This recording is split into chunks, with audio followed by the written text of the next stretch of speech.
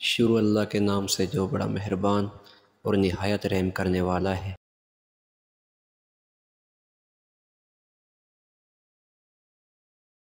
ایک دن ابو جہل مسجد الحرام کے دروازے کے پاس آ بیٹھا۔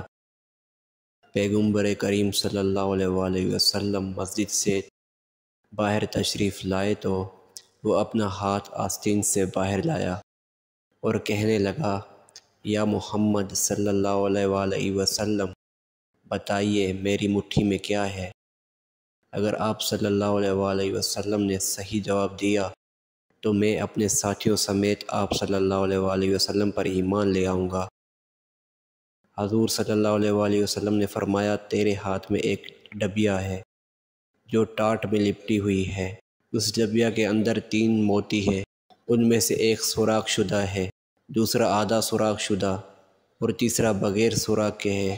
اس ڈبیا میں ایک لعل بھی ہے جس میں ایک سرخ کیڑا ہے، کیڑے کے منہ میں سبز پتی ہے۔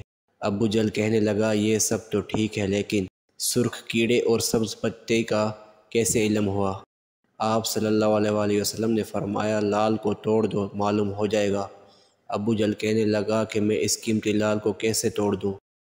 ایک صحابی کہنے لگے، اپنے لال کی قیمت لگا کر اسے توڑ دو، اگر رسول خدا صلی اللہ علیہ وسلم کی بات معاذ اللہ درست نہ ہوئی تو قیمت میں ادا کروں گا۔ ابو جہل اس بات پر راضی ہو گیا۔ جب لال توڑا گیا تو سب نے دیکھا کہ اس میں چھوٹا سا سرخ کیڑا منہ میں سبز پتی لیے ہوئے موجود تھا۔